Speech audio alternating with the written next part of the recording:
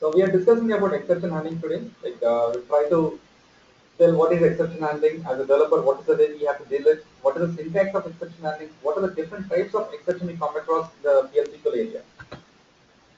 Okay, so we know what is exception handling. It's kind of a like a business logic where we have to handle it in such a way that rather than stopping a program abruptly, you can clearly tell to the business user saying that okay, you got an exception here, and you have to review what is the input you have given. You just revisit the program, revisit the input, and execute properly. That is what exception handling is all about.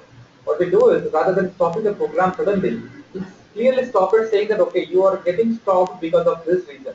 See, as a developer, if you know why you are getting stopped, it is very easy to debug or very easy to fix it. Or you can clearly tell to the business user saying that you're getting an exception because of this reason. You have to provide a proper input, then only it will work appropriately.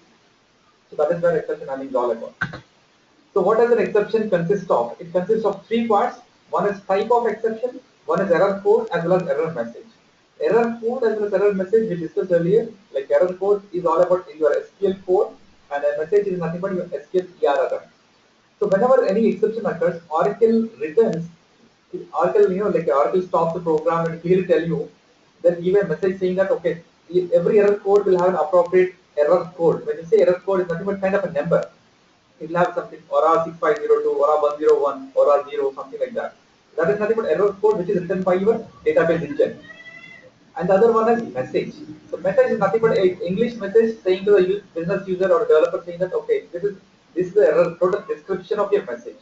So that is the difference between error code as well as message. The other one is type of exception. Like we'll see that what are the types of exceptions which are available and which one we have to use it based on the requirement. So this is general syntax of exception. And if you see here, like an exception block will be written inside the begin section. And an exception block, what exactly we contain is we can have a number of when conditions. When, exception name, then you have to write your appropriate statement there. So why do you need to write when like multiple exception handling scenarios? Is because in real time there are chances you may have a different types of exception. And when you design a program based on the requirement, we can understand that there are chances that you may expect some set of exception. So those set of exceptions will write it initially, and after that there are chances because in IT scenarios you are not sure what could be the input. The requirements get changed, and maybe the business user may not provide the appropriate input. In any case, in any positive case or negative case, we just need to handle the exception.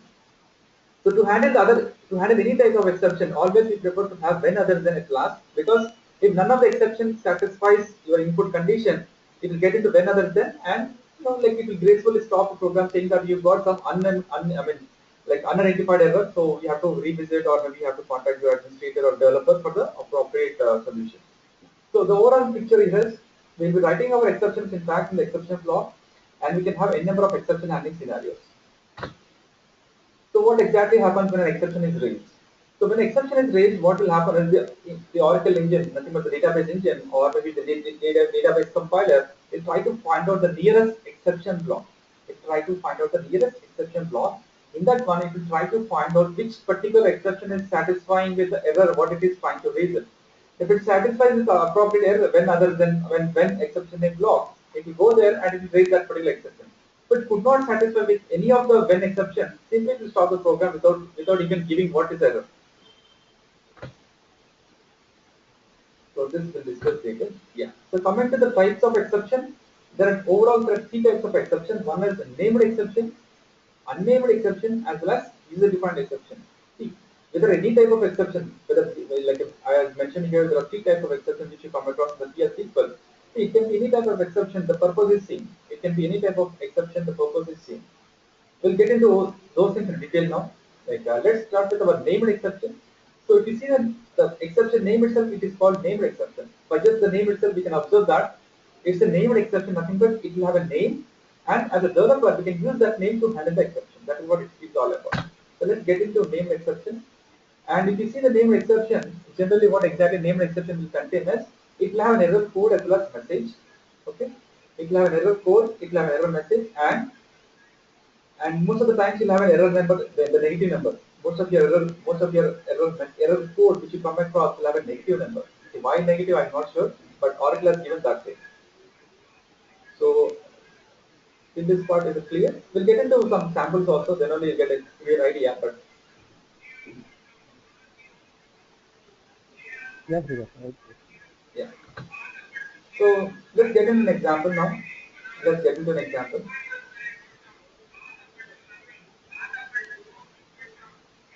Get into system now.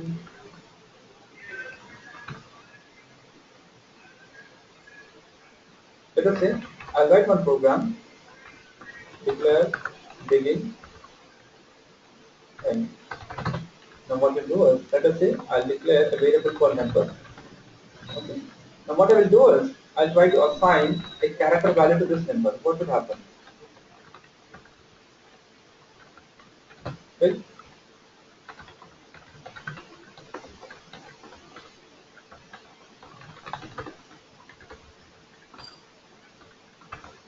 give us the number.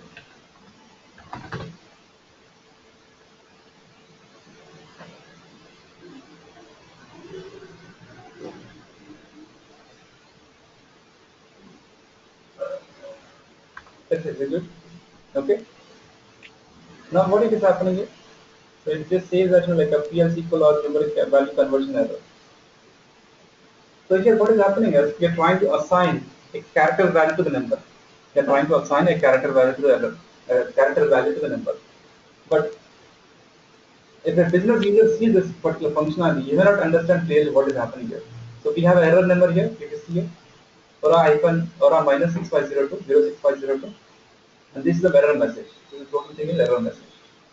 So now what is happening here is like it's not even printing anything, right? In the output we are not getting anything. It is not going to this level. Like if we enable the line number, it's just simply stopping at line number 4 itself. It's not even entering the next statement. Let me write one more thing here.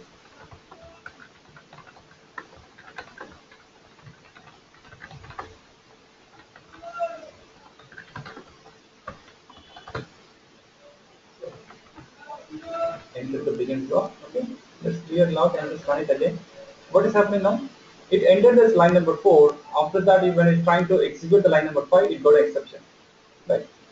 And that is why we are getting this error. But how do we solve this exception? See, first thing is we cannot solve the exception. What we can do is we can clearly, like in the output, we have to get a message saying that okay, we are unable to assign a value. That is why your program got stopped. So that's why what we do is rather than stopping program suddenly, it's clearly saying that okay, exception. What I will do is when other than okay, exception occurred, please check input value, something like that. Now what will happen? Just see this. It will not even print this all logic now. Let me clear this log and let me clear the output. Just see this. Can you see? Now it is printing. It is executing properly and say that completed successfully. And now, but we could see the error message here. What is saying here? We got the message printed like enter the begin block. After that, saying that okay, exception occurred. Please check your input values. Right? But by just seeing this one, we cannot understand what is the exception occurred, right? By just seeing this message, we cannot understand what is the why this error occurred. We cannot know that. So that is why what we have is we have some logic called just see this one. Let me get that name.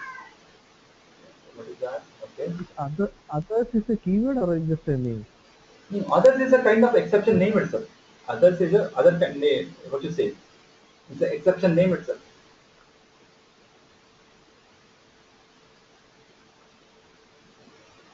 Others is one of the exception names.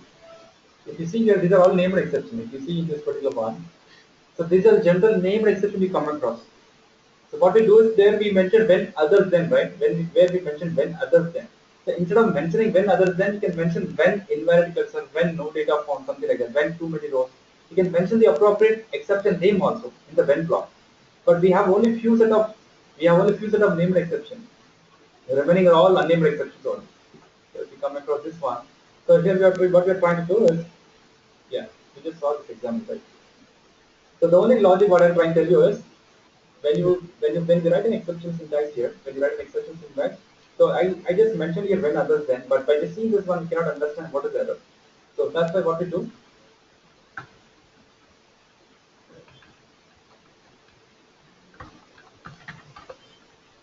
Okay, it says that like a numeric value conversion error and character number to conversion error. So here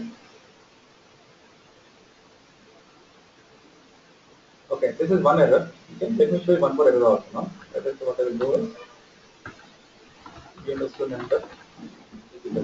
I'll just keep that 1000 and I'll make it as I'll give the size as 2 and you're trying to assign a bigger value. Let's see what is the error it will be. It is being some other error, right? Numeric, I mean almost same error, right? Numeric or value error, numeric precision too large. Initially it gave a conversion error, now it gave a precision error, precision too large error. So what may happen is, like if you see for this simple variable, we got multiple exceptions based on the data what you're trying to pass. In those kind of scenarios, like what I'm trying to tell you is, it is very difficult to expect what is the exception it could occur. So that is why we always use when others, and then remaining probable exceptions also we do it. Let me show you one more sample. Let me show you one more sample in the same area. I'll be back in a minute. One minute. Yeah, yeah.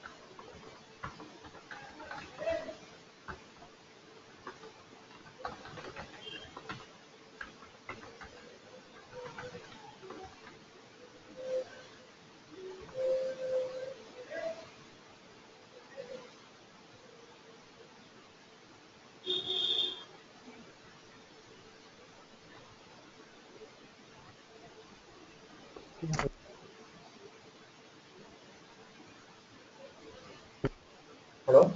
Hello? Yeah. Yeah. Okay. So here if you observe, I've just written the implicit cursor program to retrieve the employee name. A very simple program to retrieve the employee name. But if you observe here, like what I will do is, let us say I'll pass a Genk employee number. I'll pass a Genk employee number. So what should happen? And what will happen? Just see this. Let's say I'll run the program again. So it says that exception occurred. It says exception occurred and just says 100. If I just see this 100 or whatever, I could not find out what is error, right? Or maybe let us say I print the error message also. Let's say I print the error message also. Let's try again. So now it seems like a no data font. So no data font, like for the business user, what does it mean? No data font or error number, no data font. These are technical terminology we will not understand. So what is the best way to deal this set of exceptions? See, one more thing is when others then, when others then, like it will not try to validate what is the exception it is occurring. If the exception occurs, it will get into when others then by default. It never validates what is the exception you are trying to expect. So that is why what we have is when you are trying to writing an exception handling, we have just mentioned clearly. Let us say when no data found. There is one more exception type called when no data found. Then I'll say. Then here I clearly mention that okay, boss, you're getting exception because of your improper input. Let us say no employee form for given input value. Now just observe here what will happen. Can you see how this error message looks like? There's a difference between the earlier message and this message, right? Yeah. So now this business user can easily find out, okay, yeah, he's getting some error because of there's an invalid employee number. Now, if you observe here, let us say, observe again, what I will do is I'll just make this particular error message, like another this when condition, after this when others then. Observe what will happen now.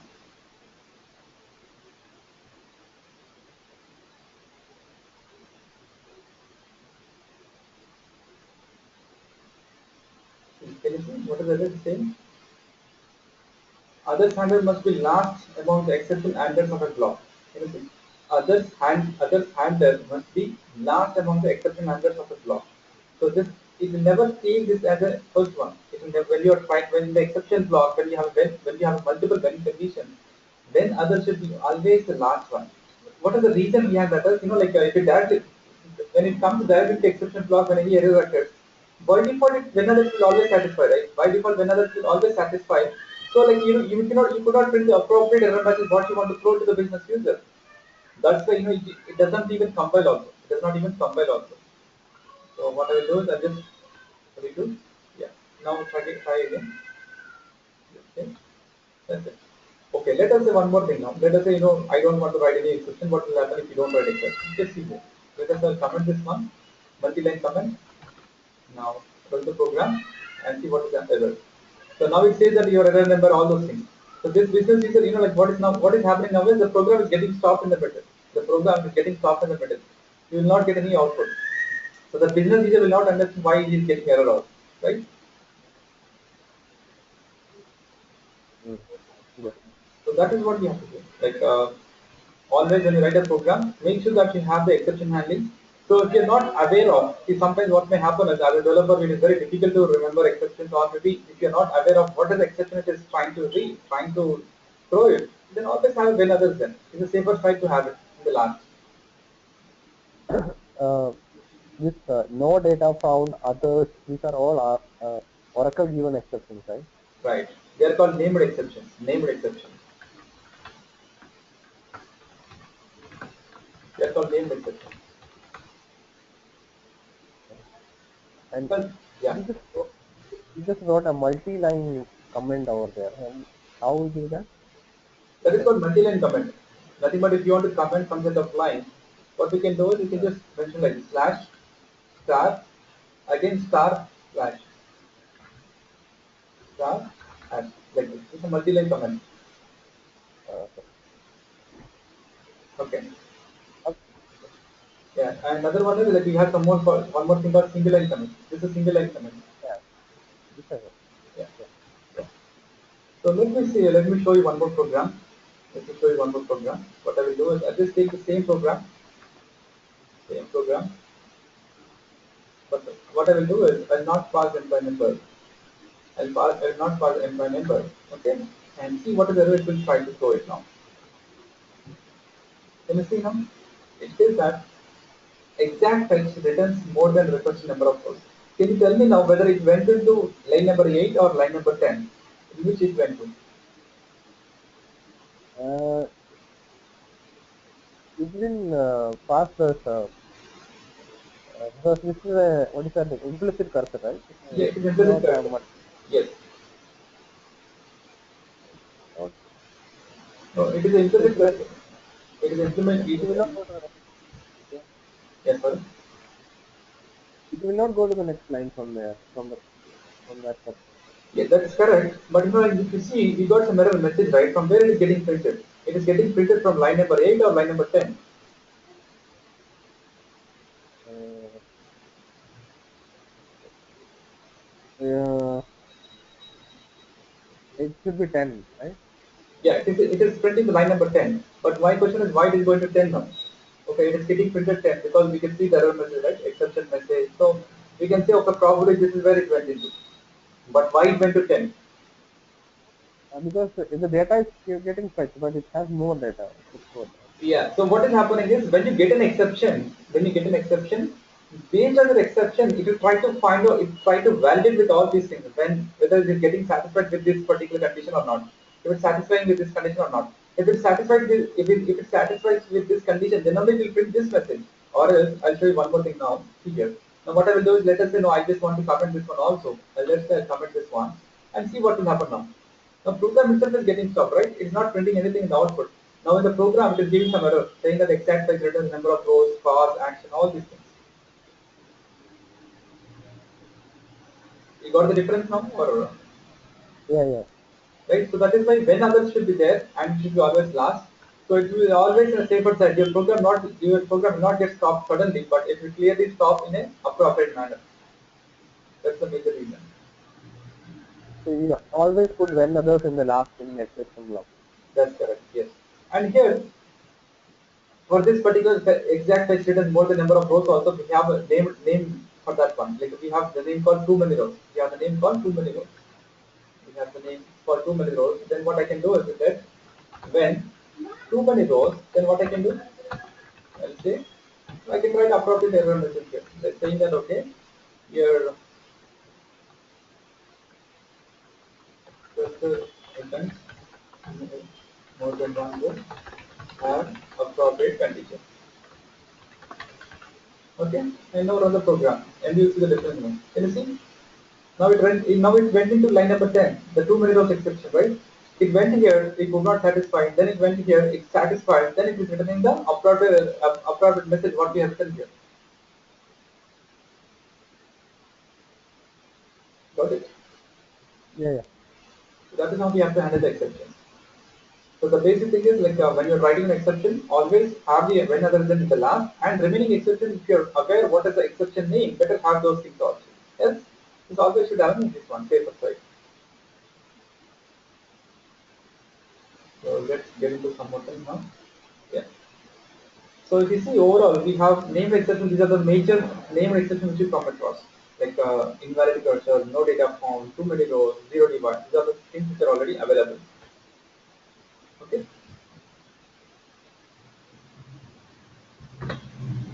So coming to other logic, other kind of exception called unnamed exception. See, this unnamed exception is nothing but like where you don't have any error that you don't like you're getting an exception, but there is no name assigned to them. You're getting an error message which your Oracle engine is returning, but you don't have any name which Oracle has provided for that. So those things we have to handle in a separate way. Like there are two ways of handling those unnamed exceptions. One is using when others than, which we discussed just now, and other one is you can associate that error code with an appropriate message. What you can do is you can associate that exception number with an appropriate message name, and you can print that one. That becomes named exception. So what I'm trying to tell you is, so we have named exception where you have a error name as well as error message. So we can just mention in the when condition. So named exception can be used in the when condition, and you can clearly tell what is the exception name. Like we have this thing, right? Cursor already open, invalid cursor, no data found, too many rows, these all things.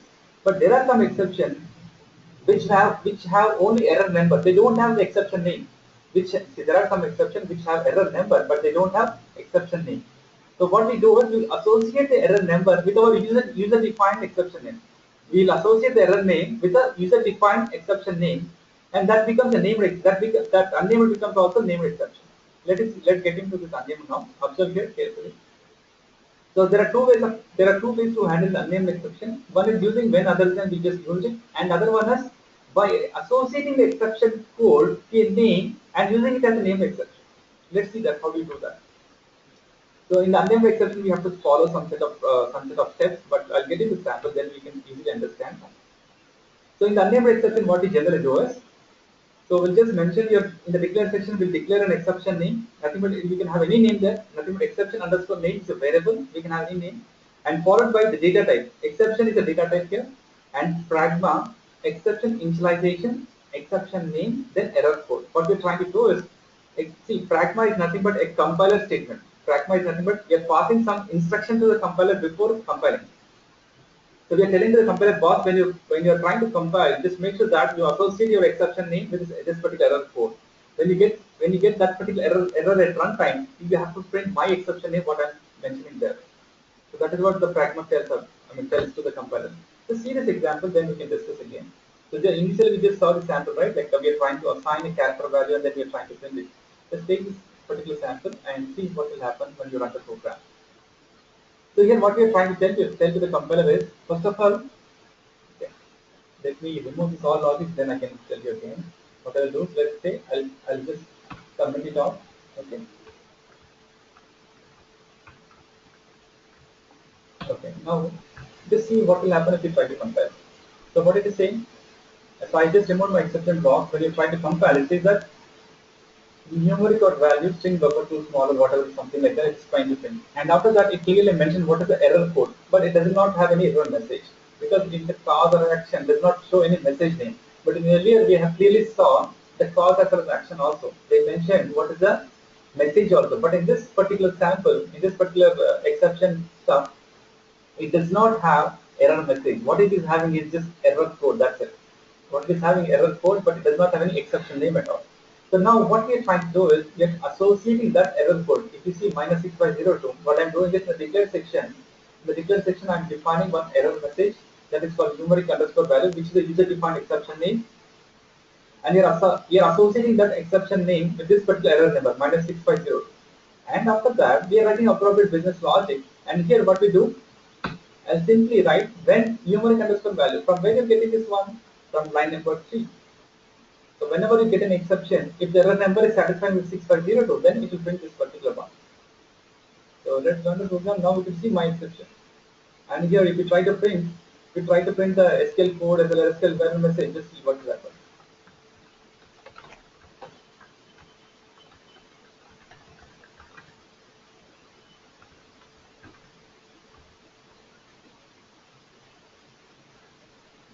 Can you see? Is there a code and there is a message? Only. Sorry? 1 minute, I'm just reading it. Number first, you in the declare section you define the user defined exception as exception. Right. Number Yeah. Then pragma, what is the exception after the pragma? Yeah. So this is called compiler instruction. This is called compiler instruction.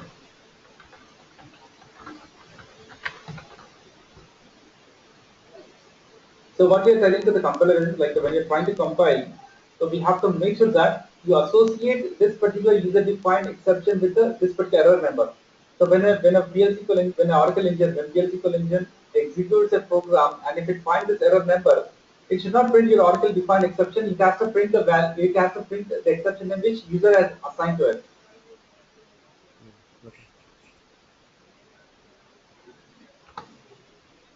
Okay.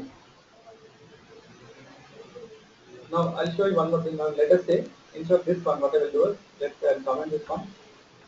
I'll comment this, and now what I will do is I'll try to assign some etiquette value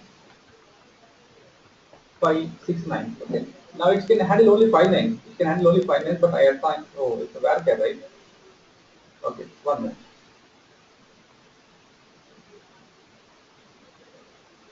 Okay.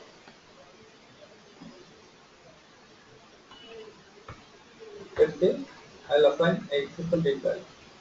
I think it will be embarrassed.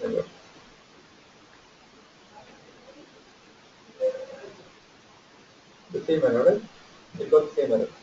So what is the main logic here is like we are trying to set our user defined exception with the appropriate name. Okay.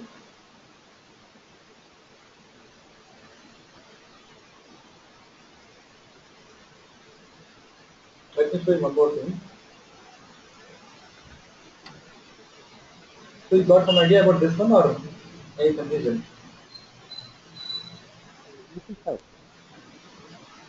So other final one what we have is see as of now we have discussed about named exception as well as unnamed exception. So named exception as well as unnamed exception you see like you'll find much similarity, but coming to the unnamed user defined exception is quite different.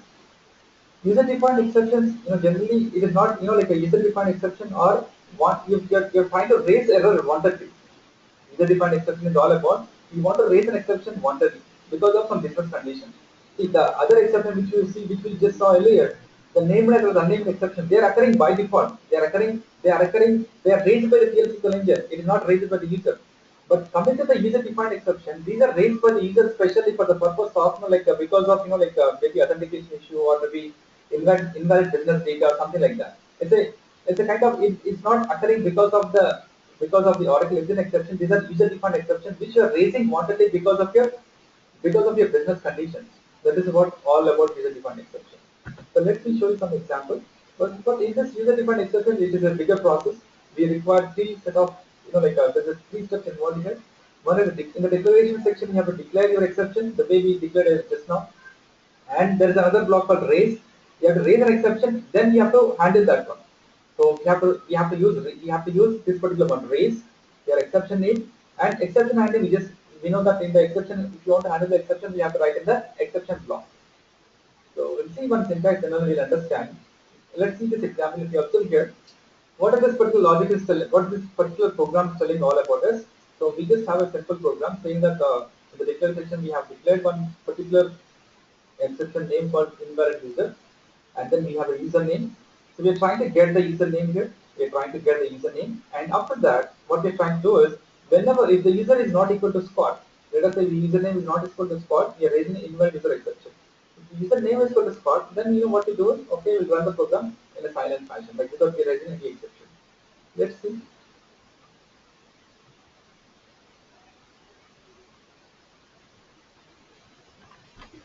Now, if you see here, like here, what is this particular one? Like before this, let me show you one more example, one more thing also. So there are some sort of global property, global environment variables which we can come across. If you see select user from here, it will tell you what is the who's the user logged in, right? And I think we have one more property also. I'm not sure. It does not give. Okay. So to get the user ID, we have to use this particular property. We have to get the user ID, we have to use this particular property, schema ID. But from where we get the username? So if you see, select start from all underscore user. These are metadata tables. These are all called metadata tables, where under user underscore ID is equal to 65, you'll get a username. Getting? So do you know the difference between metadata tables as well as the transaction tables or the normal table? No, I didn't get that. So you're not aware what is metadata and what is transaction?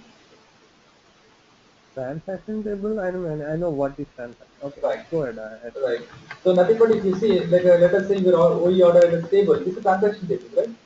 This we cannot call it as metadata. Why? Because the transaction table is nothing but it will store its business data. That is why it is called transaction table. But let us say if you observe this one, let us say let's start more or less for object.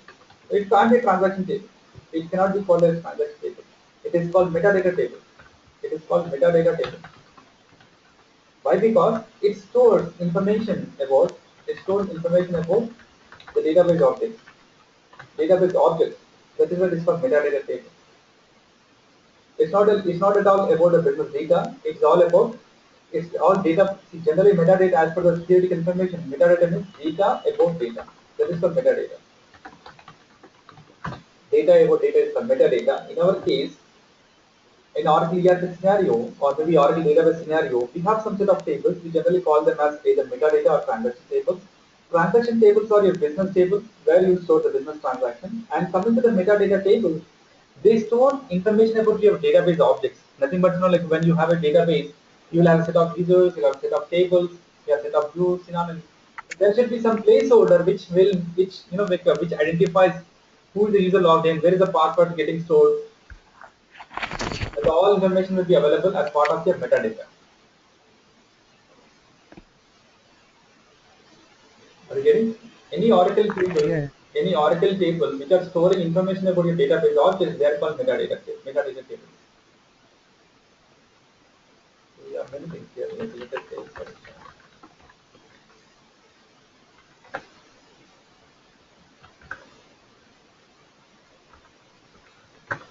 or underscore tables we have one more thing called or underscore objects. Lot number of things are there. Right? These tab calls. So this particular tab call stores a column about your given table. It stores a column given for a given table. Let us say where table underscore name is equal to FND user. So it stores all the columns of your given table. Correct? Okay. Yeah. So getting to our logic, what we're trying to do is, let us say, let me run the program now. Now it says that what it is trying to do? It says that valid user, you can continue to run your business execution. So what is the program what we have written here is, so let us get into line number 1 and see the declared section here. I've defined a user-defined exception called v-invalid user exception. This exception is a user-defined exception name, and we have declared a variable called username, and we have written an implicit cursor to get the username, and we just have the if condition saying that if username is not equal to apps, if the username, what is the username here? Nothing but your login username, the schema name. If the username is not equal to apps, raise an exception, or if username is equal to apps, simply run the program without giving any exception. Got it? Or what I will do is in this particular remote desktop, I have only one user, so I cannot show you. What I will do is I'll try to connect with the multiple users now. Let us say I'll connect with the multiple users. So in my local desktop, I have multiple users. I have HR, and I have Squad, and also I have XYS system connection. So what I will do is, let us say I will run the program. I'll run the program with HR user. Now observe carefully what will happen. Let me enable the database output also.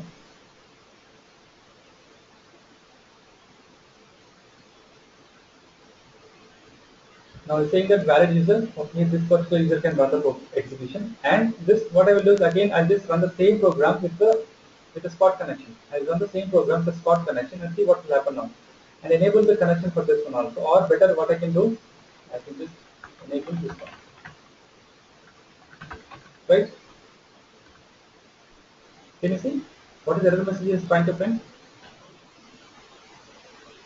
It is trying to print saying that okay, you are not an authorized user. Exception, it is not an authorized user. It is it's trying to raise an exception saying that it is not an authorized user. But from where it is getting printed, that one. So here what will happen is it will get into this condition saying that okay, if user is not equal to HR, then we are trying to see. Actually, this is not at all. It is not at all your Oracle exception. It is just a business exception. Nothing but like if logged in user is not equal to HR, you don't want to run the program. Simply you want to stop the program.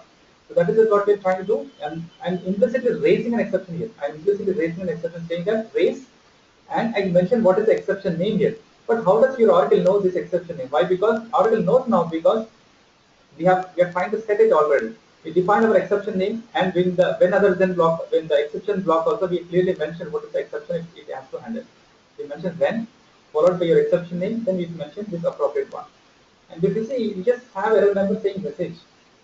It is having error message as one. It does not have any error code also. I mean, the code is just one here, right? Because it's not a real exception. That is why it is just not printing any error code here. It is not printing any Oracle error code. That's the reason. So it will work only with HR user now. If you try to run the program, but the HR user is not raise an exception. Can you see? Say the valid user, you can continue your business execution. But if you try to run the program with other users like SYS or any user will raise an exception. Got it? So now, as of now, we have discussed three type of things. One is named exception, other one is unnamed exception, and the final one is user-defined exception. So in real time, which are used, I can say three things will be used. It's not that it's not. I mean, like we can't say which one will be used by default, but we try to come across all the things. But the first thing is always very much important. The named exception is very much important. This final one, like user-defined exception, it all depends. It's not mandatory to use it because the remaining things are mandatory. Without that, generally you cannot use by any program at all. Okay. Yeah.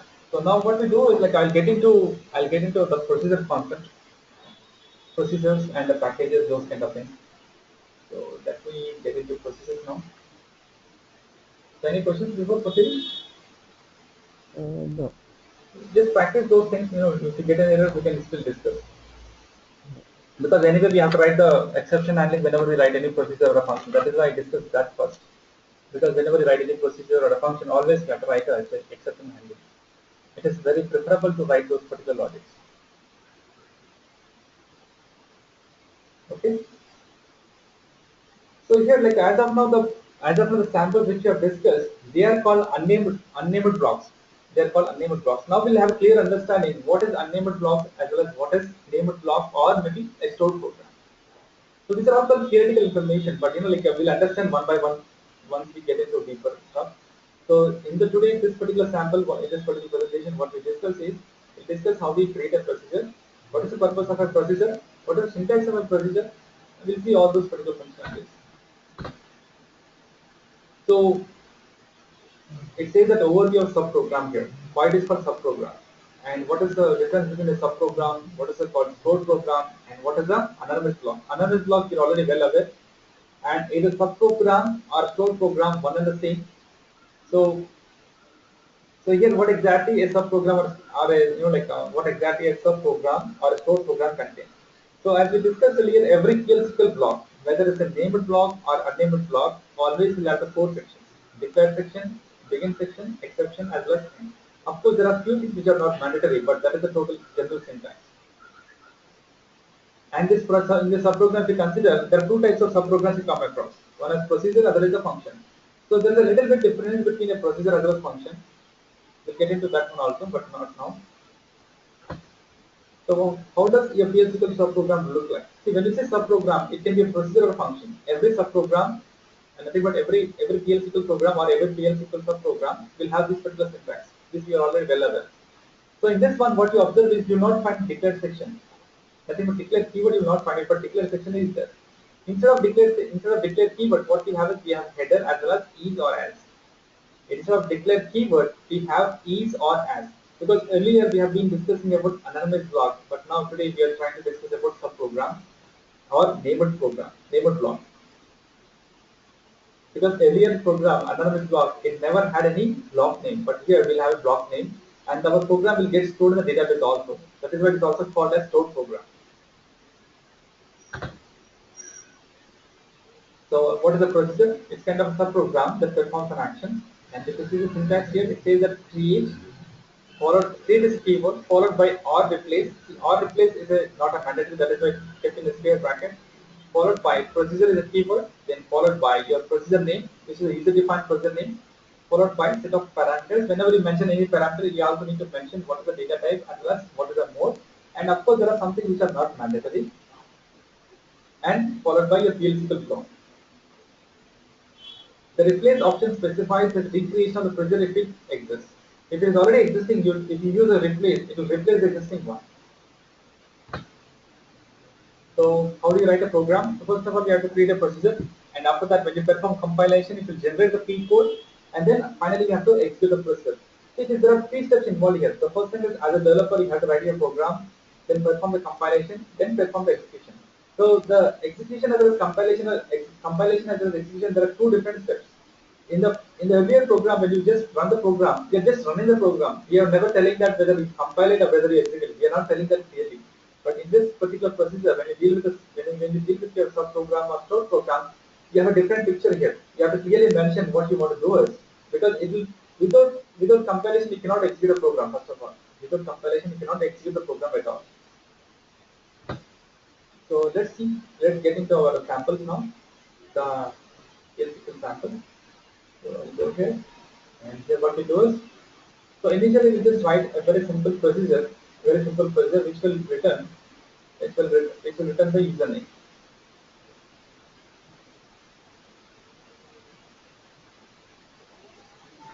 So what we do is, let us say create or display.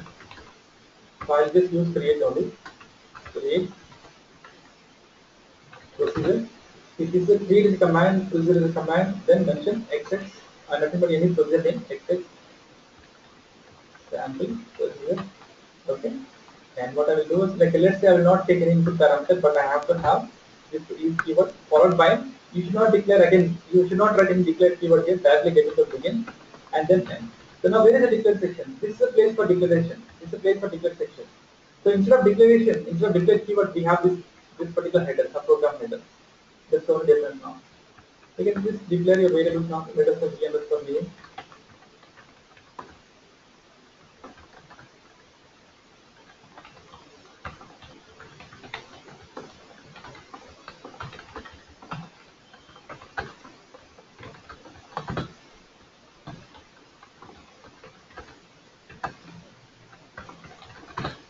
Okay. Now compile. So now what are you trying to? I'm just perform and compile. I'm trying to perform.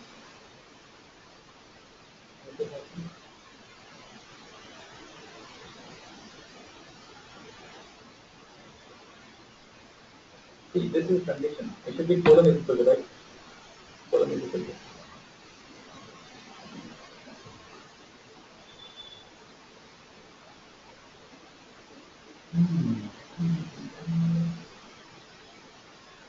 Oh, okay, okay. See, named what this can tell you is, see, the name is already used by existing object. It means that this particular name is already available in database.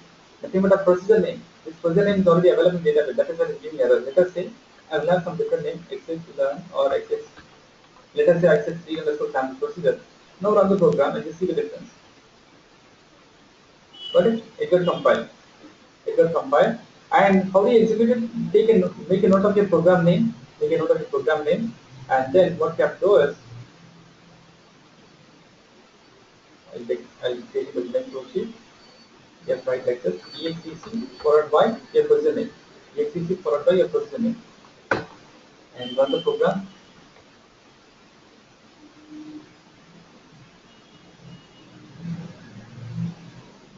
I think we are not printed anything, right? That is why we are not getting any output. But still it is running. Because the green button is not getting shown now. It's still running.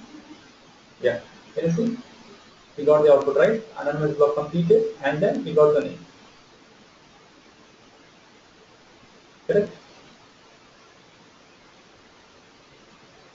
Got some idea or Yeah. So uh, where did you in the menu where did you compile and where did you run the script? okay, I'll show you.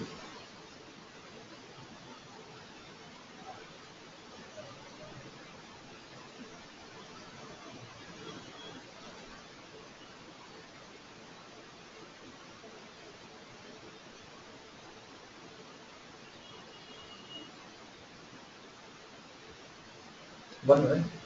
You can push through.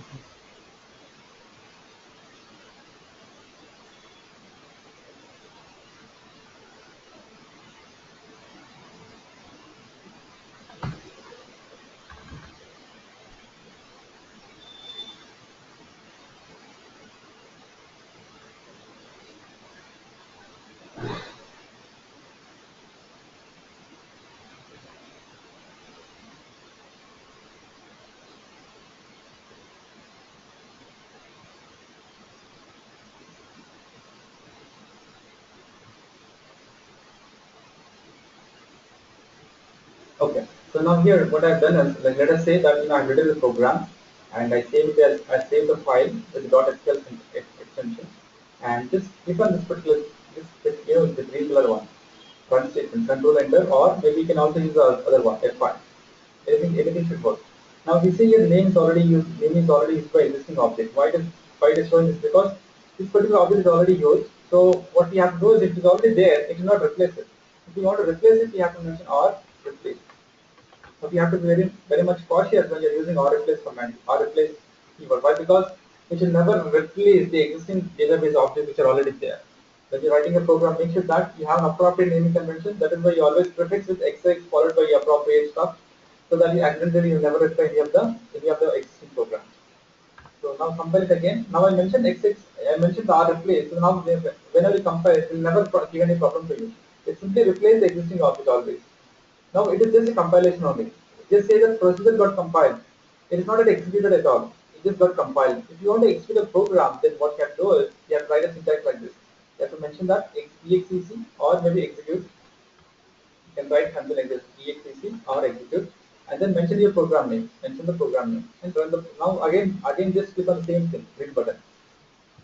Now you got the output, Hmm. right? So first of all, you have to write a program, then compile, then execute. So now here, as we said in the stored program, where is the program getting stored? Where is the program getting stored?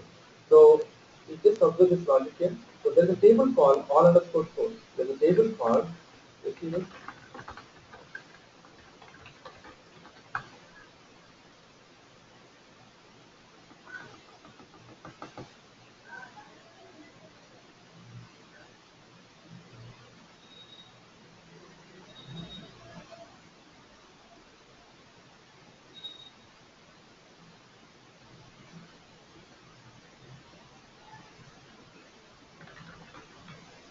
Name is equal to this one. Just mention the name and see that like it will show the source code which will be saved in database. Whatever the program what you have written, everything gets stored now in the database. That is why it's called stored program, or that is why it's also called named block. Can you see the total source programs available in database now, right?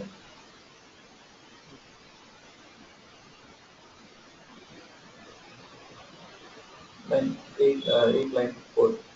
Of course, it is not having the create or replace command, but the total source code is available in the database. In that create and replace is not there, right? Yes, right. That is not there.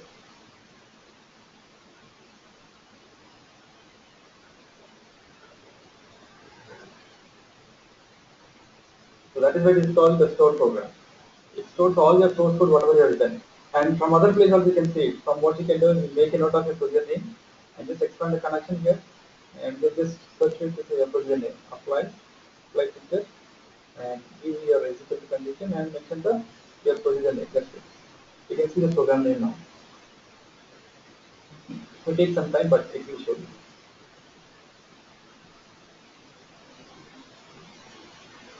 Can you see? Except for this sample, right? Yeah. So just expand this one, it will show the source code now. Expand this one. So it will take some time that like when you're trying to expand, don't just expand blindly because if you have a larger number of objects in the app database, you'll have around thousand, more than thousand objects will be there. So be careful and just mention the appropriate what's the package name or the appropriate object name, then just expand. So then you'll get the results very fast manner. Okay, now even we pass also it's very slow, right? That is what.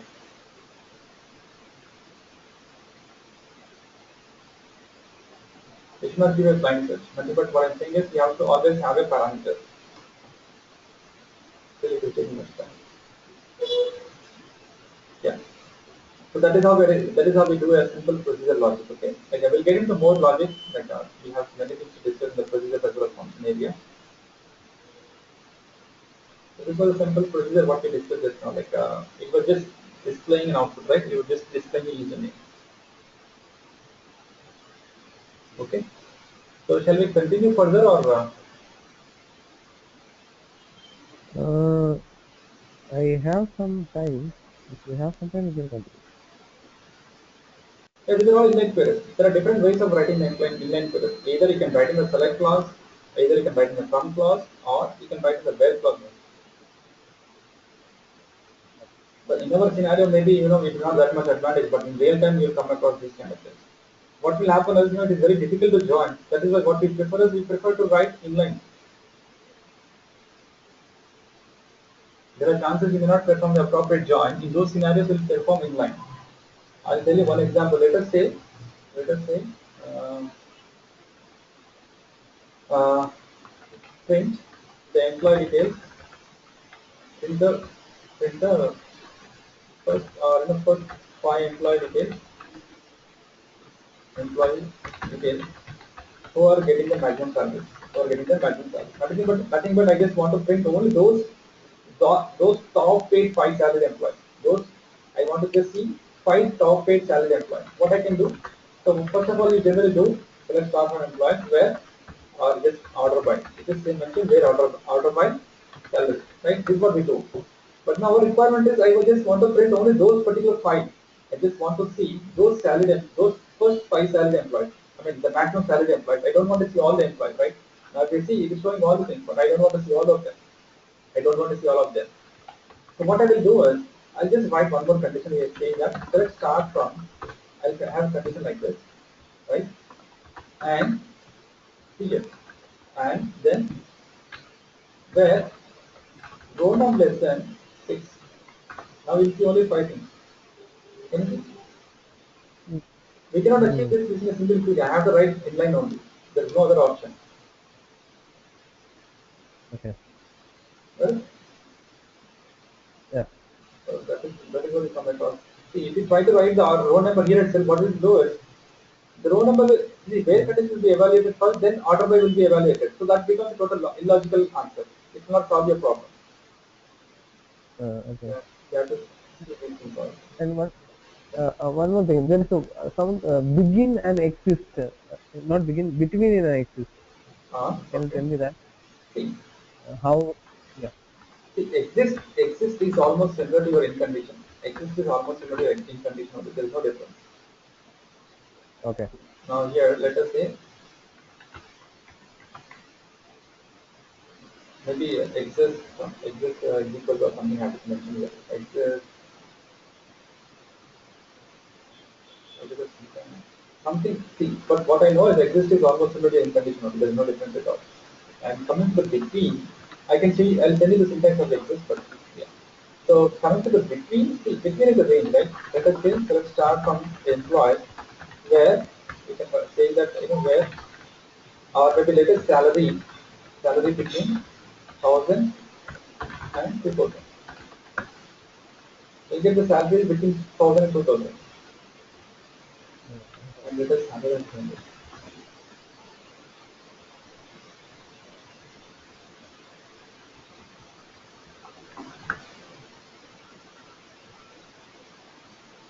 Oh, okay.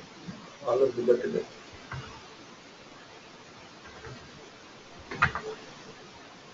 Got it? It's quite a thing between 225 and 3000. So that is the between. So between using a between you can mention the range condition. Between you can mention range condition. So instead of writing a between, we can also write another way. Let us say if you are not clear about between or if you feel any confusion, what you can do where salary is greater than 3000 and you can mention the salary less than equal to 3000. This is the same. Line number 37 and 39, both are same. As you see here, it gives 21 rows, right? It gives 21 rows. And see the line number this one. It also has to give 31. Can you see? Same number of rows.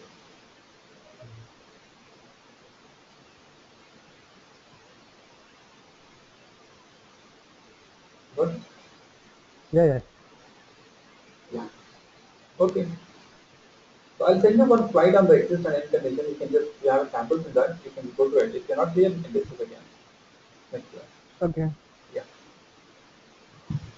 Now, class Next class, Monday, right? shall we have Monday or Tuesday? We'll have on Tuesday. That's fine. Okay. So let's, what to do, Tuesday. Okay. Anyway, let's have it on Tuesday and we can discuss again.